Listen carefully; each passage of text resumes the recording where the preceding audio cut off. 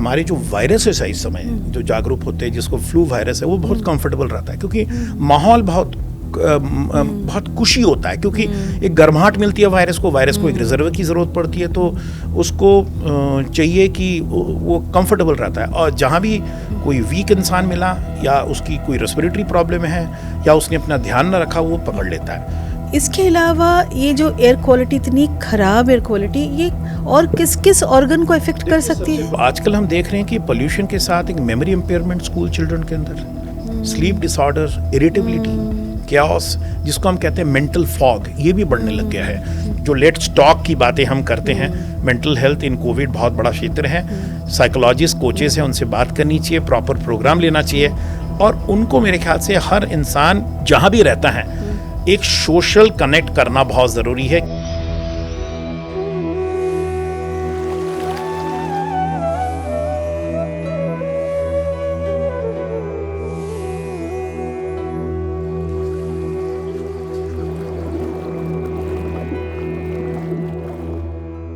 नमस्कार, डायलॉगस के प्रभा सेगमेंट में आप सभी का स्वागत है। आज भी हम आए हैं एक बहुत ही खास एपिसोड लेकर। हमारे साथ स्टूडियो में मौजूद हैं doctor PP Bose, doctor Partha Pratim Bose, a pulmologist. Sir, आपको हम वेलकम करते हैं हमारे स्टूडियो में। Thank you. बहुत अच्छा लगा आपके साथ, ये बहुत अच्छी चीज़ आप कर रहे हैं। देश में इसकी बहुत ज़्यादा इसकी जागरूकता बढ़ाना बहुत ज़रूरी है। मैं पेशे से एक पल्मोलॉजिस्ट हूँ। मैं दर्शकों को ये कहना चाहता हूँ, पल्मोलॉजी ये फील्ड क्या होता है। ये हमारे फेफड़े संबंधित जो बीमारियाँ होती है, जिसको रेस्पिरेटरी एलिमेंट्स कहते हैं, उसके साथ जो आपातकालीन स्थितियाँ होती, जो क्रिटिकल केयर कहते हैं, जो लंग वेंटिलेशन, वो, और उसके साथ साथ एक मिलता जुलता बहुत बड़ा एक क्षेत्र आता है जिसको हम कहते हैं स्लीप डिसऑर्डर। लोग सो नहीं पाते, रात को खर्राटे लेते, वो सारी तीन चीज़ें मिला के ये पल्मोलॉजी फील्ड डिफ़ाइन करता है। और उसके साथ साथ एक रिहैबिलिटेशन आता है, किस तरीके से बिना दवाई से लंग्स को आप तरोताज़ा कर सकते हैं। मैं एक पल्मोलॉजिस्ट हूँ, पिछले 30 साल से इसके ऊपर काम कर रहा हूँ। हमारा फाउंडेशन है सांस फाउंडेशन, देश विदेशों में हमने इस फाउंडेशन के प्रचार करते हैं, एडवोकेसी ऊपर काम करते हैं, और मैं नेशनल हार्ट और फोर्टिस का जुड़ा हूँ। तो दर्शकों को मैं ये कहना चाहूँगा कि तो सबसे पहले इस मुद्दे में बात करते हैं कि आज की जो स्थिति है, जो एयर क्वालिटी इतनी गंभीर परिस्थिति में चली गई है, उसका कारण ये है कि दर्शकों को ये समझना पड़ेगा कि ऐसी स्थिति ऐसा नहीं है कि हमारे गर्मियों में नहीं होता। गर्मियों के जो सबसे फेवरेबल चीज़ें हैं, गर्मी होने के कारण सारे पोल्यूटेंट्स ऊपर की तरफ चले जाते हैं, और इस तरह की जब ठंडक होती है तो हमारी, जिसको हम कहते हैं कि विंटर सक्स, सारा पोल्यूटेंट नीचे आ जाता है। उसके ऊपर क्या होता है कि जो प्राइमरी जो पोल्यूशन है, जिसको हम कहते हैं वेहिकुलर पोल्यूशन, जिसमें हम नाइट्रस ऑक्साइड और सल्फर डाइऑक्साइड, वो क्या करता है, ठंड की जो मॉइस्चर के साथ कंबाइन करके सेकेंडरी पोल्यूटेंट बना देता है, जो काफ़ी हानिकारक होता है। जैसे मान लीजिए नाइट्रस ऑक्साइड वाटर के साथ मिलकर नाइट्रिक एसिड बना देता है, सल्फर डाइऑक्साइड सल्फ्यूरिक एसिड बना देता है, और उसके साथ क्या होता है कि जो धुंध और जो पेराली और ये सारा मिला के एक बहुत ही ज़्यादा कॉम्प्लिकेटेड जिसको हम कहते हैं पोल्यूटेंट बन जाता है, और वो एक कॉटन बॉल की तरह नीचे आ जाता है, और उसके अंदर इतने सारे पार्टिकुलेट पोल्यूशन होता है। पार्टिकुलेट का मतलब हम उन सारी चीज़ों को कहते हैं जो बहुत ही बारीक होता है, 2.5 माइक्रोन, मतलब बहुत ही माइन्यूट, जो नाक के ज़रिए, हमारे साइनस के ज़रिए फेफड़े तक पहुंच सकता है। को बहुत बारीक, जो हम मतलब जिसको हम सिर्फ एक महसूस कर सकते हैं, दिख भी नहीं सकते हैं। बहुत बारीक पॉल्यूशन की ऊपर हमारी इस तरह की प्रॉब्लम्स बढ़ जाती है, और इसके ऊपर ही हमारी जो तर्क वितर्क और जो लोगों को अंदर जो इस चीज़ की जागरूकता बढ़ाना बहुत ज़रूरी है। जो ये पार्टिकुलेट पोल्यूशन के अंदर हमारे जो वायरसेस है इस समय जो जागरूक होते हैं, जिसको फ्लू वायरस है, वो बहुत कंफर्टेबल रहता है, क्योंकि माहौल बहुत खुशी होता है, क्योंकि एक गर्माहट मिलती है वायरस को एक रिजर्व की ज़रूरत पड़ती है, तो उसको चाहिए कि वो कंफर्टेबल रहता है। और जहाँ भी कोई वीक इंसान मिला या उसकी कोई रेस्पिरेटरी प्रॉब्लम है या उसने अपना ध्यान न रखा, वो पकड़ लेता है। तो देखा जाए तो ये बहुत ही गंभीर सिचुएशन है। जैसे जैसे एयर क्वालिटी गंभीर होता है, उस तरीके से हमारी पार्टिकुलेट इंजरी लंग्स के अंदर डैमेज करना शुरू कर देता है। लंग्स के अंदर नज़ला, जुकाम, सांस संबंधित बीमारी, और सबसे इम्पॉर्टेंट चीज़ जो इस समय जो देखा गया है हर दूसरे आदमी को जो होता है, इसको हम कहते हैं राइनोसाइनोसाइटिस। राइनोसाइनोसाइटिस क्या होता है कि सबसे पहले आपको नज़ला होगा, छींके होगी, फिर नाक के आसपास जो स्ट्रक्चर है जिसको हम साइनस कहते हैं, हमारे जो फेस के अंदर जो गड्ढे होते हैं, जो हमारी फिल्टरिंग सिस्टम होता है जिसको हम मैक्सिलरी साइनस होता है, और कपाल में हमारा फ्रंटल साइनस होता है या मैक्सिलरी साइनस, ये ब्लॉक होना शुरू हो जाता है। और ब्लॉक होने के कारण हम माउथ ब्रीथ करना शुरू कर देते हैं, फिल्टरिंग सिस्टम नहीं हो पाती, और साइनस हमारे शरीर का एक किस्म की छन्नी है, आप कह सकते हो, फिल्टरिंग नहीं हो पाती क्योंकि पोल्यूशन उस हमारी छन्नी को ब्लॉक करना शुरू कर देता है, और धीरे धीरे धीरे वो गले में गिरता रहता है, जिसको हम दिल्ली कफ कहते हैं, राइनोसाइनोसाइटिस, जिसको हम कहते हैं रेशा गिरना और पोज नेजल ड्रिप। ये बहुत बड़ी गंभीर सिचुएशन है, और जिनको सांस संबंधित बीमारी है, या जिनको मान लीजिए डायबिटीज़ है, या मान लीजिए बुजुर्ग हो गए, या छोटे बच्चे हो गए जो अर्ली मॉर्निंग स्कूल जाते हैं, या मान लीजिए जिनको रिसेंटली कोई कार्डिक सर्जरी हुई है, या मान लीजिए जिनको स्मोकर्स लंग है, मतलब जिसको हम COPD कहते हैं, मतलब स्मोकिंग रिलेटेड लंग डिजीज़ है, या जो एस्थमेटिक इनहेलर्स लेते हैं, इस समय कम से कम इनकी प्रॉब्लम्स बढ़नी शुरू हो जाती है। और हम देखते हैं हमारे हॉस्पिटल्स में, हमारे सेंटर्स में इस तरह की जो पेशेंट्स की इनकी भीड़ बढ़ने लग जाती हैं, कॉम्प्लिकेशंस होने लग जाते हैं, और जैसे मैंने आपको बताया कि इस तरह के माहौल में वायरस और बाकी किस्म के बैक्टीरिया भी पनपने लग जाता है, तो निमोनियाज, कम्युनिटी एक्वायर्ड निमोनिया, तो बहुत बड़ी गंभीर सिचुएशंस है, तो इसको जूझना पड़ता है हमें एज ए पल्मोलॉजिस्ट को। सर, हमें एक छोटा सा प्रश्न मैं यहाँ करना चाहूँगी कि लंग के अलावा जैसे आप नोज़, फिर थ्रोट, फिर आपके ये जो ऊपरी जो हिस्सा है हमारे फ्रंटल साइनस कहते हैं, यस, तो इसके अलावा ये जो एयर क्वालिटी, इतनी खराब एयर क्वालिटी, ये और किस किस ऑर्गन को इफेक्ट कर सकती है? देखिए, सबसे बड़ी बात है जो आज सुबह हम बातचीत कर रहे थे कि देखिए लंग्स का दोष होता है, ये आप भी जानते हैं, क्योंकि ये डायरेक्ट लंग्स तक पहुंचता है हमारे रेस्पिरेटरी सिस्टम के। वो हमारा रेस्पिरेशन नाक से शुरू होता है और लंग्स तक जाता है। लंग्स के अंदर छोटे छोटे गुब्बारे होते हैं जिसको एल्वियोलाई, ये तो है ही, बट जो सबसे गंभीर सिचुएशन है, जैसे मैंने आपको बताया कि पार्टिकुलेट पोल्यूशन जो बहुत ही बारीक होता है, वो हमारे खून तक पहुंच जाता है, खून में जाके वो ब्रेन तक चला जाता है। तो आजकल हम देख रहे हैं कि पोल्यूशन के साथ एक मेमोरी इम्पेयरमेंट स्कूल चिल्ड्रन के अंदर, forgetfulness, sleep disorder, irritability, chaos, जिसको हम कहते हैं मेंटल फॉग, ये भी बढ़ने लग गया है। और देखा गया इस तरह की अगर प्रदूषण आप रिपीटेडली अगर एक्सपोज रहे, तो हो सकता है कि आपकी मतलब जो क्वालिटी ऑफ लाइफ, जैसे अब उम्र बढ़ता है, जैसे उम्र बढ़ता है हम कहते हैं कि ऐड लाइफ 2 years, तो वो लाइफ 2 years नहीं हो पाती, ईयर्स टू लाइफ हो, तो आप बुजुर्ग होने लग जाते हैं, क्योंकि आपकी फॉरगेटफुलनेस बढ़ती है, स्किन रेडियंस खत्म हो जाता है। और सबसे बड़ी बात है ये dementia, forgetfulness, sleep disorder, poor anger control, depression, इस तरह की सिचुएशन, और एंजाइटी का भी बहुत बड़ा लक्षण सर, इसका आप फिर हल क्या निकाला है? देखिए, सबसे बड़ी बात है, देखिए इसके ऊपर तो तर्क वितर्क सरकार कर ही रही है। डेफिनेटली हमें सरकार की तरफ से बहुत सारे रेगुलेशंस सरकार कर रही है, उसको करना ही चाहिए, बट सबसे इम्पॉर्टेंट चीज़ हमें, हम जो नागरिक हैं, हमारे जो रेसिडेंट्स हैं, हमें काफ़ी डिसिप्लिन होना पड़ेगा। ये मैनमेड है, 80% मैनमेड है। जैसे मान लीजिए इस समय हमें, do you again call it lifestyle disease? हाँ, डेफिनेटली। देखिए क्या होता है कि जैसे मान लीजिए अगर आप एक कोशिश कीजिए, जो आपकी जो गाड़ी है अगर आप शेयर कर सकते उसको कम, मतलब देखिए आप ही तो एमिट कर रहे हैं इस चीज़ों को। अल्टीमेटली मैंने जब शुरुआत में आपको बताया कि प्राइमरी पोल्यूटेंट जो है नाइट्रस ऑक्साइड, सल्फर डाइऑक्साइड, वो कहाँ से निकल रहा है? व्हीकल से निकल रहा है। आपकी जो फोसिल फ्यूल से तो निकल रहा है, तो फोसिल फ्यूल एक्टिविटी करिए, मास रैपिड ट्रांसपोर्ट यूज़ कीजिए, शेयरिंग कीजिए। अच्छा, ये सब बहुत इंपॉर्टेंट चीज़ है, बट सबसे इम्पॉर्टेंट, इससे भी ज़्यादा इंपॉर्टेंट चीज़ है, क्योंकि हमारा वर्क फ्रॉम होम हो चुका है, हाइब्रिड सिस्टम हो चुका है, हमारा जो इंटरनल एनवायरनमेंट है वो इक्वली पोल्यूटेड है, कहा जाता है इट्स मच मोर पोल्यूटेड। तो हमें कई सारे रूल्स फॉलो करने चाहिए। जैसे सबसे इम्पॉर्टेंट चीज़ है, आप इनसाइड आउटसाइड, मतलब ग्रीन को कहते हो, every green reduces emissions, because ultimately जो वनस्पति उसके ज़रिए हमें ऑक्सीजन मिलता है, तो वनस्पति को बढ़ाइए। सेग्रीगेशन ऑफ वेस्ट के ऊपर बहुत बड़ा रोल है। मैनमेड एक्टिविटीज़ को कम कीजिए, जहाँ भी हो आप जो बहुत ज़्यादा जो रासायनिक चीज़ें आप यूज़ करते हैं, डीओ, स्प्रे या फ्रीक्वेंट चीज़ें आप यूज़ करते हैं, जहाँ भी आपकी कंबशन होता है उसको मिनिमाइज़ कीजिएगा। लोग धूप, अगरबत्ती, इंडोर पोल्यूशंस को आप कम कीजिए।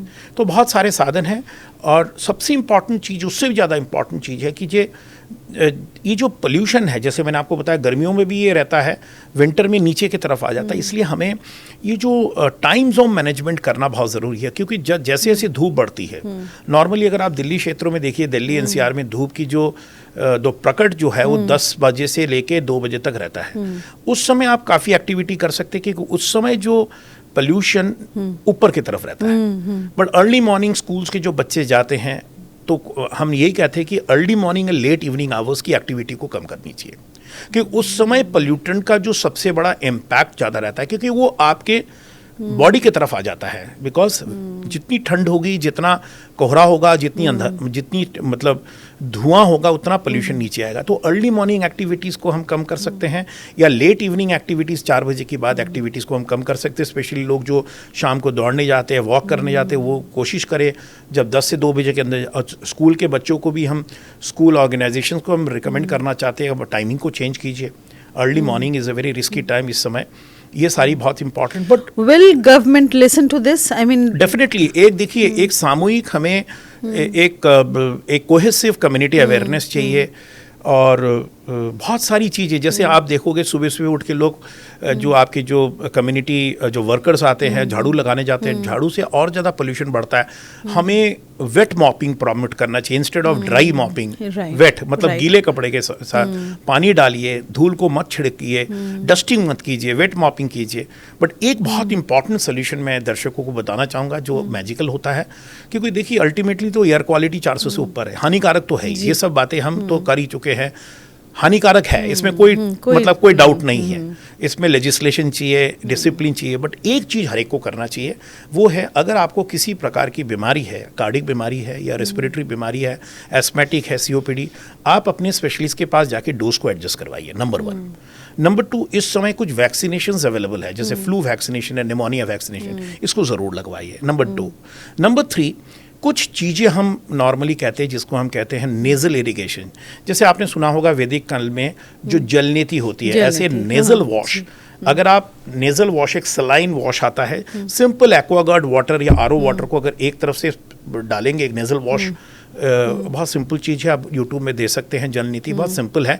उसमें आप स्वांदा नमक डाल सकते हैं, या नॉर्मल आइसोटोनिक सॉल्ट सैशे आते हैं, उससे आप अपनी साइनस को और नाक को साफ करिए। बिकॉज अल्टीमेटली पोल्यूटेंट्स पहले घंटे आपकी अपर रेस्पिरेटरी में रहता है, फिर धीरे धीरे नीचे जाता है, तभी जाके डैमेज करता है। तो अगर रोज आना, जैसे हम हाथ धो के खाना खाते हैं, वैसे ही अगर आप अपर रेस्पिरेटरी पैसेज को हम क्लींजिंग करते रहे, जिसको हम कहते हैं नेजल इरिगेशन, सलाइन से अगर इरिगेट करें, रेगुलरली हम स्टीमिंग करें, और अपनी अगर आपको टेंडेंसी है इस तरह की बीमारी, छींकों की बीमारी, एलर्जिक राइनाइटिस, साइनोसाइटिस, उसके लिए स्पेशल स्प्रे है, फ्लूटिकाजोन स्प्रे कहते हैं, उसको अगर इस्तेमाल करें और रेगुलरली क्लिनजिंग के साथ अगर गरारे करें, गरारे हमने देखा कि iodine gargle is a very good effective, वो आपकी बैक्टीरियल और वायरल कंटामिनेशन को होने नहीं देता। इवन हमने देखा कि काली चाय जो ब्लैक टी है is also very good, black T is a very good method of inhalation also, is an aroma therapy, उससे आप स्टीमिंग कर सकते हैं अगर इंडिकेटेड है आपके अंदर। तो बेसिकली अगर आप अपर रेस्पिरेटरी को क्लीन रखेंगे तो आपकी लोअर रेस्पिरेटरी सुरक्षित रहेगा। तभी हम कहते हैं नो वीज विदाउट स्नीज, जहां साइंस से आवाजें हो रही है वो शुरुआत छींकों से होती है। तो ये सारी चीजें हम कर सकते हैं। प्लस कुछ डाइट में भी आपको परिवर्तन करना चाहिए, जैसे मान लीजिए न्यूट्रिशन का बहुत बड़ा रोल है। सुबह उठ के हर एक दर्शकों को ये हम कहना चाहूँगा, सीड्स लीजिए 5, जैसे हम पंचतंत्र से बने हुए 5 सीड्स लेना बहुत ज़रूरी है। उसमें अंदर मिलेट्स का प्रयोग कीजिए, चना का प्रयोग कीजिए, थोड़ा बहुत गुड़ ले सकते हैं अगर आप डायबिटिक नहीं है, बिकॉज ये एंटीऑक्सीडेंट्स के। उसके साथ आप वॉलनट ले सकते हैं, आप चिया सीड्स ले सकते हैं, फ्लैक्सीज, एक सीड्स विद गुड़ का मिश्रण बना लीजिए। ये आपकी मेटाबॉलिज्म को बढ़ाता है, इम्यून सिस्टम को बढ़ाता है और एंटीऑक्सीडेंट का प्ले करता है। एंटीऑक्सीडेंट का मतलब है जो भी चीज़ें हमारे शरीर में आती है वो एक ऑक्सीडेटिव, मतलब एक न्यूक्लियर वॉर के तरह काम करता है, जिसको हम ऑक्सीडेटिव कहते हैं। ऑक्सीडेटिव मतलब उसकी जो बाई प्रोडक्ट निकलता है वो फ्री रेडिकल्स होता है, वो डैमेज करता है हमारे सिस्टम को।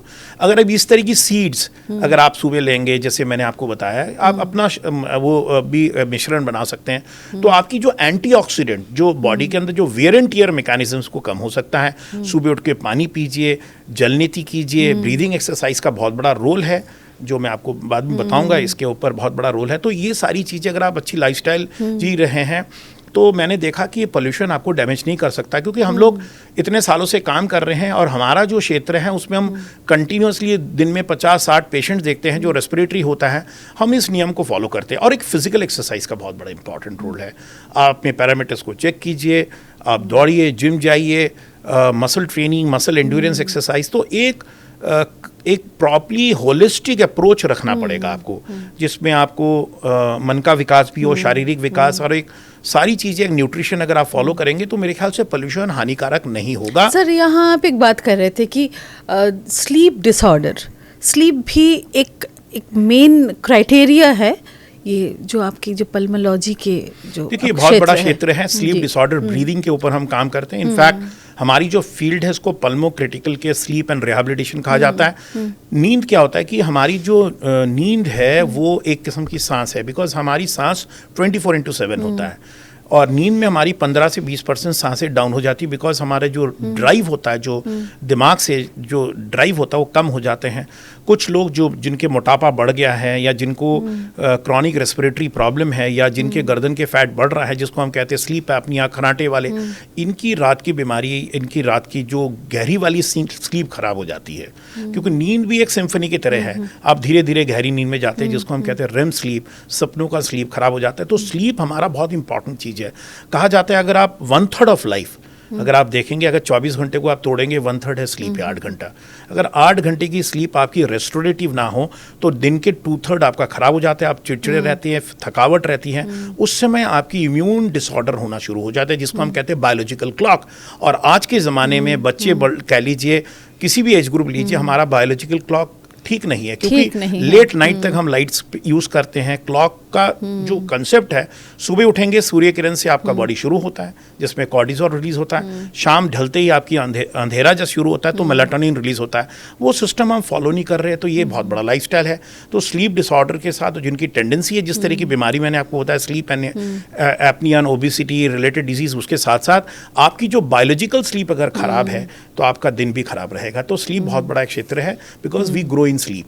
सर एक आपसे एक प्रश्न ऐसे पूछना मैं चाहूँगी, since you are a doctor और वो भी प्रैक्टिशनर ऑफ काफ़ी लंबे समय से हैं, बहुत किस्म के पेशेंट आपने देखा है, हर तरीके के मरीज़, नॉट ओनली लंग, बहुत ही मतलब लंग रिलेटेड डिजीज़ के भी तो बहुत सारे, और भी इसके जुड़ता हुआ, लंग के साथ जुड़ता हुआ बहुत सारे ऐसे डिजीज़ हैं। तो आप ऐसे जब डॉक्टर, हमने सुना है कि यू आर अ डॉक्टर, जब आप जाते हैं, डॉक्टर इज़ वी कंसिडर भगवान, जब भगवान आ जाते हैं पेशेंट के पास, बहुत सारे पेशेंट आपको ऐसे ही देख के ही खड़े हो जाते हैं कि सर डॉक्टर साहब आ गए हैं, मैं तो फिट हो जाऊंगा या हो जाऊंगी। तो सर ऐसे क्या मोटिवेशन, क्या इमोशंस आप वहाँ देखते हैं उनके अंदर, आप किस तरह के उनको उस इमोशन के साथ उनको आप क्या दवाई के अलावा और क्या आप उनको देते हैं? देखिए दवाई की ज़रूरत तो है, बट मैं समझता हूँ तो दवाई से ज़्यादा ज़रूरत है कि आपकी जो सॉफ्ट स्किल, जो आपकी जो बिहेवियर और मैनरिज्म्स है, एक किस तरीके से आप एक पेशेंट को आकर्षित करते हैं, वो बहुत बड़ी एक स्किल सेट है, जो मैं समझता हूँ कि हमारे मेडिकल कॉलेज में सिखानी जाता है, उस समय के साथ वो सीखना पड़ता है। देखिए सबसे इम्पॉर्टेंट चीज़ है, जो भी पेशेंट आपके पास आता है, चाहे आपके बारे में सुन के आ रहा है या रेफ़र होके आ रहा है या वॉक इन आ रहा है, वो एक एक्सपेक्टेशन लेके आता है कि मैं ठीक हो जाऊंगा शायद। उसमें बहुत सारी चीज़ें, डॉक्टर को सबसे बड़ा जो कला होनी चाहिए, he should be very good listener. जो लिसनिंग पावर जो है, जो आपकी जो सुनने की जो क्षमता है, वो समय काल से मैंने देखा वो धीरे धीरे कम होता जा रहा है। अगर आप एक बहुत अच्छा लिसनिंग पावर नहीं है तो आप वो पेशेंट को आपके साथ जुड़ नहीं सकते कभी भी। ये पहला जो सॉफ्ट स्किल होना चाहिए हर डॉक्टर के। और डॉक्टर के अंदर हमने स्टडीज़ भी ख़त्म की है। कई डॉक्टर कहते हैं हम बहुत बिजी रहते हैं। बिजी आप कितने भी रहे, फिर इस प्रोफेशन में जब आए हैं आपको सुनना तो पड़ेगा ही। और इसके लिए मैं ये नहीं कह रहा कि आपको घंटा सुनना पड़ेगा, सुनना भी एक टैक्ट है। और देखा गया, मैं आपको आंकड़े शेयर करना चाहूँगा, लोग कहते हैं, अगर देखा गया है, लोग कहते हैं कि बातें सुनते सुनते इरिटेट हो जाते हैं डॉक्टर, एकदम गलत बात है। देखा जाए सिर्फ फ़र्क 2 सेकंड का है। अगर 2 सेकंड पेशेंट्स को अगर आप अच्छी तरह हैंडल करें, वो पेशेंट आपका हो जाता है। तो एक बहुत बड़ी बात है, फ़र्क सिर्फ 2 सेकंड का है, पर 2 सेकंड से पहले अगर आप मुंह खोल लेंगे तो पेशेंट आपका नहीं रहता। तो सबसे पहली चीज़ तो लिसनिंग पावर। दूसरी बात, एक बहुत बड़ी चीज़ है जिसको हम कहते हैं एम्पैथी। एम्पैथी सहानुभूति नहीं है, सिंपैथी नहीं है। एम्पैथी मतलब है एक पेशेंट जब आ रहा है उसकी आप गेट से समझ जाते हैं इस किस प्रकार के प्रॉब्लम। जैसे हम लोग रेस्पिरेटरी स्पेशलिस्ट है या पल्मोलॉजिस्ट है, हम समझते हैं वो हफिंग है, पफिंग है, तकलीफ लेके आ रहे हैं चलने से, आपको उनके जूते में रख के समझना पड़ेगा। That is the biggest emotion. जब तक आप उनकी जूते नहीं पहनेंगे, उनकी जीवन काल में, उनकी लाइफस्टाइल में नहीं घुसेंगे, कहाँ से वो आ रहा है शक्ल देख के, तब तक आप अच्छा एक इंसान नहीं बन सकते हैं। क्योंकि डॉक्टर को सबसे पहले एक अच्छा इंसान बहुत ज़रूरी है। तो दूसरा कला जो है empathy, you have to empathise with the problem, कि वो आ रहा है, कहाँ से आ रहा है, वेट कर रहा है, आपको दिखाना चाहता है। तो एम्पैथी एक कला है, उसमें बहुत सारी चीज़ें हैं। आपको किस तरीके से ग्रीट करते हैं, टच एक बहुत बड़ा है, उसको इसको आप किस तरीके से संबोधित करते हैं, किस तरीके से उनको अप्रोच करते हैं, वो बहुत बड़ा एक स्किल सेट है। उसमें बहुत डिटेल एक बैलेंसिंग की ज़रूरत पड़ती है। जैसे आप अच्छा एक पकवान बनाते हैं, उसमें हर चीज़ का मिश्रण होता है तभी जाके स्वादिष्ट होता है। वैसे ही एक एम्पैथी एक अच्छा पकवान की तरह है जिसमें हर चीज़ का एक होता है कॉम्बिनेशन। अच्छा लिसनिंग होनी चाहिए, एम्पैथी होनी चाहिए, उसके अंदर एक पर्सनालिटी, डॉक्टर की पर्सनालिटी भी बहुत मैंने डॉर्सल एक डॉक्टर वेल ड्रेस्ड होना चाहिए, क्लीन होना चाहिए, वो किस तरीके से पेशेंट को अप्रोच कर रहा है, एक मरीज देखने से पहले वो कितना हाथ धो रहा है, क्योंकि एक पेशेंट से दूसरा, because I have to be concerned, क्योंकि मरीज है, he is also a bundle of emotion. वो कोई एक आप अपनी जो नॉन लिविंग ऑर्गन्स भी है, जो आपके जो मेज़ हो गए, कुर्सी हो गई, चीज़ें हो गई, आर्टी, उसको भी तो आप संभाल के रखते हैं। तो जतन से करना पड़ेगा, इज्जत से करनी पड़ेगी, उनको आपको रिस्पॉन्सिबल होना पड़ेगा। और वही सारा चीज़, मैं इसको हम कहते हैं होलिस्टिक हार्मनी, उसमें एक होलिस्टिक तरीके से आप लेंगे तो मेरे ख्याल से पेशेंट कहीं नहीं जाता। ये एक ऑर्गेनिक चीज़ है और इसमें मेरे ख्याल से जिन्होंने काम किया है वो आधा पेशेंट ठीक हो जाता है। बिकॉज 90% जो पेशेंट्स इस समय आते हैं, मैं कहता हूँ कि ये जो चेंज ऑफ सीजन में, वो सेल्फ लिमिटिंग होता है। जैसे मान लीजिए अगर वायरल फीवर भी है, उसको आपको वैलिडेट करना पड़ेगा, रीएश्योर करना पड़ेगा। एक बहुत बड़ी चीज़ है कि आप ठीक हो जाओगे, तो ठीक हो जाओगे। वो बोलने का जो लय है, वो आपकी जो पर्सनालिटी है, आपकी जो ऑडिटरी स्किल है, आपकी जो कॉन्फिडेंस है, आपकी वो सारा मिला के वो एक पैकेज बनता है जो पेशेंट चाहता है आपसे। सर ये बहुत खूब, ये आज आपसे ये जो जानकारी हमें मिली, ये मुझे लगता है कि हमारे दर्शक जो सुन रहे हैं, ये जो पैकेज बना के आपने जो अपने इमोशंस, अपने एम्पैथी, अपने बिहेवियर, अपने स्किल्स, यहाँ लोग सोचते हैं चलो पढ़ लिए, डॉक्टर बन गए, हम with certain with a big hospital और बिग टैग, बिग नेम। देखिए मैं आपको छोटी सी चीज़ मैं आपको बताना चाहूँगा। देखिए सबसे बड़ी प्रॉब्लम क्या है हमारी ह्यूमैनिटी, जो आप देख भी रहे हैं कि हमने इवॉल्व तो की है पिछले 50 साल से, बट क्या होता है, मैन का मतलब क्या है, मनुष्य। मनुष्य का सबसे बड़ी चीज है एरोगेंस।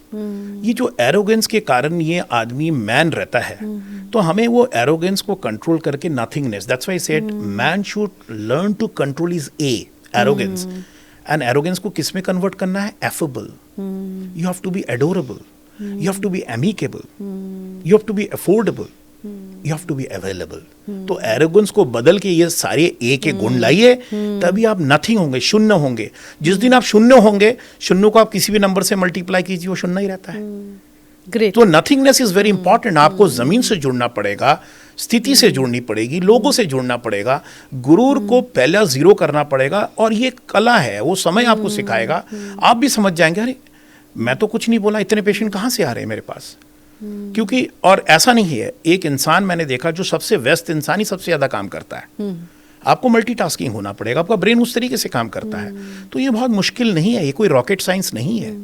ये कला आपको सीखनी पड़ेगी, और ये जतन से आप अगर करेंगे तो इसकी इज्जत भी मिलेगी। और देखिए एक छोटी सी चीज़ मैं ऑलवेज कहता हूँ, जितने भी डॉक्टर, कई यूनिवर्सिटीज़ में मैं पढ़ाता हूँ, मैं एक चीज़ कहता हूँ कि जब आप कितना भी आगे चले जाइए, एक चीज़ याद रखिएगा, जब भी आपकी जो अंडर ग्रेजुएशन डिग्री मिलती है उसमें सबसे पहला लिखा जाता है आई ट्रीट ही क्योर्स।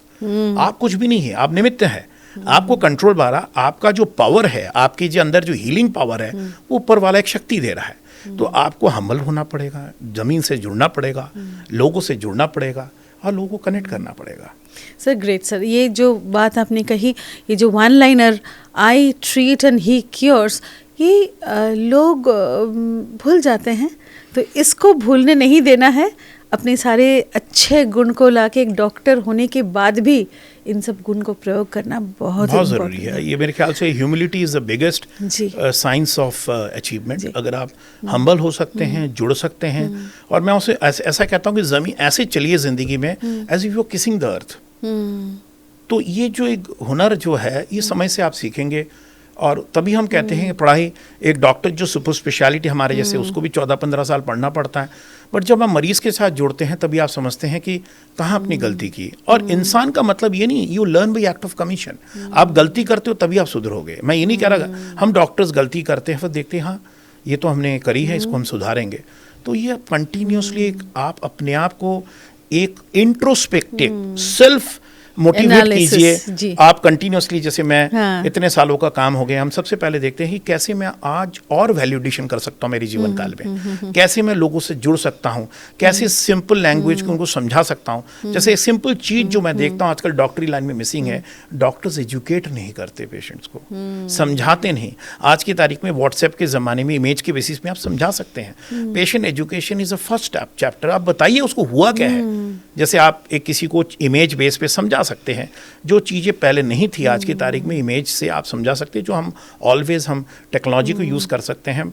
तो आज की तारीख में इतनी सारी आपके पास साधन है जिसको हम कहते हैं कि आपको ज़्यादा दूर जाने की ज़रूरत नहीं पड़ती है। आप उस टेक्नोलॉजी को अपने ऊपर लाइए, बट ह्यूमन फैक्टर ये ऐसा नहीं है कि एआई से रिप्लेस हो सकता है। इसमें आपको ये सारा कम्बिनेशन अगर आप इस्तेमाल कर सकते हैं तो मैं समझता हूँ कि इमोशनल कंटेंट को आप कंट्रोल कर सकते हैं। और इमोशन एक सबसे इंपॉर्टेंट इमोशन है, डायनेमिक है। सुबह आप डिप्रेस हो सकते हैं, शाम को आप खुश हो सकते हैं, शाम को आप डिप्रेस हो सुबह। तो इसलिए पेशेंट को वर्तमान में उस समय में कंट्रोल करके रखना बहुत ज़रूरी है, क्योंकि 90% पेशेंट आइदर फ्यूचर में चला जाता है कि आगे क्या होगा। तो फ्यूचर तो आपके हाथ में भी नहीं है, उसको रिएश्योर करना पड़ता है कि फ्यूचर में अगर जाएगा तो डिप्रेस होगा, क्योंकि फ्यूचर तो किसी ने नहीं देखा। और ठीक है, और पास्ट में रहेगा वो एंशियस रहेगा कि पास्ट में ऐसा दोबारा कोविड ना है। तो एंजाइटी और डिप्रेशन से उनको बचाने के लिए कंटिन्यूसली उस मोमेंट में उसको रखना पड़ेगा। सर एक क्वेश्चन मैं करूंगी, since you have taken the name Covid, अभी कोविड हमारे बीच बातचीत में आ गई है, तो पोस्ट कोविड से हमारे जो बुजुर्ग हैं वो उनके बिहेवियर, उनके साथ अब कैसे जुड़ रहे हैं? बहुत बुजुर्ग हैं जो लड़ाई कर रहे हैं। देखिए कोविड में दो बातें हुई है। एक तो कोविड मुश्किल बीमारी थी क्योंकि वो वायरस के बारे में ज्ञान नहीं था हमारे ह्यूमन सिस्टम को और बॉडी को प्रोग्राम, क्योंकि हर चीज़ में ना ह्यूमन सिस्टम में प्रोग्रामिंग होता है। अगर आपको पिछले साल वो बीमारी मिली है तो इस बार आपकी उसके अगेंस्ट उसकी विपरीत चीज़ें आप शरीर में बना लेंगे। कोविड की बॉडी के अंदर वो इम्यून सिस्टम नहीं था, तो कई लोगों को, जो वीक लोग थे, उनको घाटा हुआ है। बट उससे ज़्यादा घाटा हुआ है जो एंशियस थे, जो घबरा गए थे। उनको लगता कि शायद मैं भी ना बचूंगा, शायद मुझे भी हो जाएगा। तो कोविड ने एक बहुत बड़ी बात सिखाई है कि आपको अपनी मेंटल हेल्थ को कंट्रोल रखना पड़ेगा, एंजाइटी कंट्रोल करना पड़ेगा, डिप्रेशन को कंट्रोल करना पड़ेगा, अपने को ऑक्यूपाइड रहना पड़ेगा। अगर आप देखेंगे हमारे देश एक गरीब देश है, 80-90% लोग जो रोजाना काम करते हैं, जिनके पास कोई सेग्रीगेशन सिस्टम नहीं था एक एक कमरे में, क्योंकि हमारे कोविड टाइम में हमने पीक कोविड में काम किया है। हमारे जो लोग जो हमारे साथ काम करते थे, सेग्रीगेशन की बात कहाँ होती थी, एक एक कमरे में 10-12 लोग रहते थे। उनको इतना घाटा क्यों नहीं हुआ? क्योंकि उनकी मेंटल हेल्थ ठीक था, उनको पता था ये कुछ नहीं है, हम कर लेंगे, अगर हमें रोजगार मिलता है हम कर लेंगे। मैं आज भी वो कहूँगा, उस समय जब हम हेल्थ वर्कर को भेजते हैं, क्योंकि हम हेल्थ वर्कर के ऊपर काम करते हैं, स्किल इंडिया के साथ जुड़े हुए हम सक्षम करके एक प्रोग्राम रन करते हैं, हमने इतने स्किल वर्कर्स को भेजा, किसी को कोविड नहीं हुआ, क्योंकि एक कॉन्फिडेंस होता है कि मेरा नहीं होगा। एंजाइटी, क्योंकि कोविड में सबसे बड़ी प्रॉब्लम जो आई है वो है हाइपर वेंटिलेशन सिंड्रोम। जब भी आप देखते हो आप बगल में किसी को कोविड हुआ घर पे, आपकी सांसें तेज लेनी शुरू हो जाती है, जिसको हम कहते हैं एंजाइटी रिलेटेड हाइपर वेंटिलेशन। इससे क्या होता है कि जब आप सांसें तेजी लोगे, आपका बीपी बढ़ेगा, लंग्स के ऑक्सीजनेशन कम हो जाती है, एल्कली बढ़ जाता है, मेंटल हेल्थ डिस्टर्ब हो जाते हैं, और उस समय इम्यूनिटी कम हो जाती है। एंजाइटी हाइपर वेंटिलेशन के कारण कई लोगों को डैमेज हुआ है। एक तो सबसे इंपॉर्टेंट सीख है, कभी भी कोई आपातकालीन है आपको धैर्य रखना चाहिए अपनी मेंटल हेल्थ। और मेंटल हेल्थ ऐसा नहीं है, मैं ऑलवेज कहता हूं, ऐसा नहीं है कि कोई गंभीर स्थिति आई है तभी आप mental health is a 365 degree. ऐसा नहीं है कि कोविड आया तभी आप एक्सरसाइज करोगे। आपके जीवन में जनवरी से लेकर दिसंबर तक एक प्रॉपरली डिसिप्लिन फॉर्मेट होना चाहिए कि ऐसे ऐसे मैं करूँगा, सुबह उठूँगा, मैं सूर्य नमस्कार करूँगा, मैं ब्रीदिंग एक्सरसाइज करूँगा, मैं दौड़ूंगा, अपनी फिटनेस रखूँगा। ऐसा नहीं है कि गंभीर सिचुएशन आए तभी मैं करूँगा। अगर गंभीर सिचुएशन आएंगे करेंगे तो नहीं कर पाएंगे। तो आपकी बॉडी में एफर्ट डालना चाहिए। हर इंसान परिश्रम जिसको करना पड़ेगा, कुछ श्रमदान करना चाहिए अपने शरीर के लिए, क्योंकि उसी प्लैनेट पे आप रह रहे हो। क्योंकि हमारा जो सिस्टम है वो 100 साल तक प्रोग्राम किया गया है। आप चाहे तो 100 साल तक जी सकते हो। अगर आप इस चीज़ को नहीं फॉलो करोगे, कई लोग बहुत ज़्यादा शराब पीते हैं, लोग ड्रग्स लेते हैं, स्लीपिंग पिल्स लेते हैं, धूप नहीं लगाते, विटामिन डी की कमी देखिए उसके साथ कोविड का बहुत बड़ा लिंक था, स्मोकिंग करते, वजन बढ़ा लेते। अगर आप एक अच्छी ज़िंदगी लाइफस्टाइल फॉलो करेंगे और उसके अंदर एफर्ट डालेंगे, धीरे धीरे आप देखेंगे एफर्टलेस हो जाए, आदत बन जाती है। तो एक तो ये चीज़ होनी चाहिए। बट एक चीज़ जो मैं कहना चाहूँगा, जिनको कोविड में लंग्स में इंजरी हुई थी, अच्छे खासे लोग हमारे पास आते हैं, इसको हम कहते हैं पोस्ट कोविड लंग फाइब्रोसिस। कई बार क्या होता है कि लंग्स एक विशाल समुद्र जैसा होता है। मान लीजिए आपके 20-30% लंग खराब भी हो गया, जिनका डैमेज हो गए, जो सफ़र करके उनकी बात नहीं कर रहा है। कुछ लोग ऐसे हैं रिकवर कर गए, बट उनकी 10-15% लंग्स डैमेज्ड है, जिसके कारण उनको बार बार इन्फेक्शन हो जाता है या उनको सांसें फूलती हैं। उनको लॉन्ग कोविड मतलब पोस्ट कोविड में इनको रेगुलरली कुछ प्रोग्राम करना चाहिए, जिसको हम कहते हैं पोस्ट कोविड रिहैबिलिटेशन प्रोग्राम। उसमें न्यूट्रिशन का बहुत बड़ा रोल है, एक्सरसाइज का बहुत बड़ा रोल है, ब्रीदिंग टेक्निक्स। उसमें सबसे इंपॉर्टेंट ब्रीदिंग टेक्निक है, हमारा लंग एक ये स्प्रिंग बॉल जैसा होता है। सांस लेते हैं, सांस छोड़ते हैं, सांस लेते हैं, हम सांस छोड़ते हैं। सांस छोड़ने वाली एक्सरसाइज को प्रैक्टिस करनी चाहिए। उसके लिए कई सारे औजार होते हैं, मेथड्स होते हैं, टॉयज होते हैं जो हम यूज़ करते हैं। हमारा जो एक बहुत बड़ा क्षेत्र है जिसको हम कहते हैं पल्मोनरी रिहैबिलिटेशन, जिसमें ब्रीदिंग ट्यूब्स यूज़ करते हैं, जिसको हम कहते हैं पीप डिवाइस, पॉजिटिव एनर्जी डिवाइस। एक बांसुरी जैसी होती है, संग जैसे हम बजाते हैं। जैसे नॉर्मली हम कहते हैं अगर स्पिरिचुअलिटी में संग बजाए तो आपकी लंग पावर बहुत बढ़ जाता है। एक तो नेचुरल तरीका है, संग जैसी टेक्निक होती है। अगर इसको यूज़ करेंगे तो आपके जो गुच्छे हैं जो सुकड़ गए वो तरोताज़ा होते हैं। फिर लंग इन्हांसिंग एक्सरसाइज होती है जिसको हम कोच बोलते हैं। फिर जैसे हम जिम जाके अपनी मसल्स बनाते हैं, लंग एनहांसमेंट जिमिंग टेक्निक्स भी होती हैं। तो हर एक इंसान जिसको ये ज्ञान नहीं है, अगर इस पॉडकास्ट के जरिए उनको अगर थोड़ा सा जागरूकता चाहिए, आप उनको ये बता सकते हैं कि एक वर्टिकल है जो पल्मोलॉजिस्ट करते हैं, जो सीनियर पल्मोलॉजिस्ट हैं, उनके पास ये साधन है जिसको हम कहते हैं पल्मोनरी रिहैबिलिटेशन। पुनः स्थापित कीजिए अपने लंग्स को रोजाना। उसमें स्किल थेरेपिस्ट काम करते हैं, न्यूट्रिशनिस्ट काम करते हैं, मनोवैज्ञानिक काम करते हैं, पल्मोलॉजिस्ट काम करते हैं, कोच काम करते हैं, गाइड करते हैं। ये बहुत बड़ा रोल है, उससे आपकी क्वालिटी ऑफ लाइफ। क्योंकि अच्छे खासे लोगों को मैंने देखा कि कोविड के बाद थोड़ा बहुत लंग हो गया, बट उनकी जो मानसिक स्थिति इतनी लो हो गई है जिसको हम कहते हैं पोस्ट कोविड डिप्रेशन, उससे वो बाहर ही नहीं निकल पा रहे, अभी तक वो जूझ रहे हैं। और उससे क्या हो रहा है, जब आप घबरा जाते हैं और छोटी छोटी चीज़ों को हैंडल नहीं कर पाते हैं तो आपके अंदर एक क्लिनिकल डिप्रेशन होता है। फिर आप किसी मनोविज्ञान के पास जाते हैं, वो दवाई शुरू कर देता है। दवाई शुरू कर देंगे तो आप निढाल पड़े रहते हैं, चल नहीं पाते हैं। फिर आप किसी से मिलते नहीं हैं, डिस्कनेक्टेड हो जाते हैं और लोनली फील करते हैं और चक्रव्यूह में फंस जाते हैं। तो ये मेंटल डिप्रेशन जो है, जो लेट्स टॉक की बातें हम करते हैं, मेंटल हेल्थ इन कोविड बहुत बड़ा क्षेत्र है। साइकोलॉजिस्ट, कोचेस हैं, उनसे बात करनी चाहिए, प्रॉपर प्रोग्राम लेना चाहिए। और उनको मेरे ख्याल से हर इंसान जहाँ भी रहता है एक सोशल कनेक्ट करना बहुत ज़रूरी है, क्योंकि उसी के ज़रिए वो पार्किंग कर सकता है, अपनी मन की जो दुख है, जो अपनी जो कथारसिस को कर सकता है। तो सोशल एक कनेक्ट का भी बहुत ज़्यादा रोल है। तो एक बहुत बड़ा जो हम लोग अब रिसेंटली मैं आपको बताऊंगा, पिछले 3 साल से दिल्ली यूनिवर्सिटी में हमने एक प्रोजेक्ट शुरू किया है इलनेस टू वेलनेस के ऊपर। ये अभी देश में हमारा बहुत बड़ा प्रोजेक्ट दिल्ली यूनिवर्सिटी में करिकुलम में आ गया। ये हमारा सांस प्रोजेक्ट के नाम से आया है, systematic awareness and analysis to neurophysiological wellness solution. तो हमने क्या किया, बच्चों को, टीचरों को और पोस्ट कोविड वालों को एसेस करके देखा है कि हर एक के दिमाग अलग अलग बिहेव किया है कोविड में। कुछ लोग एंजाइटी हो गए, कुछ लोग अवॉइड करने लग गए, कुछ लोग स्नैकिंग करने ज़्यादा लग गए, कुछ लोग खाना छोड़ने लग गए, कुछ लोग लोगों से मिलना बंद गए। तो ये हर एक अलग अलग ब्रेन अलग अलग एरिया के ऊपर काम करता है।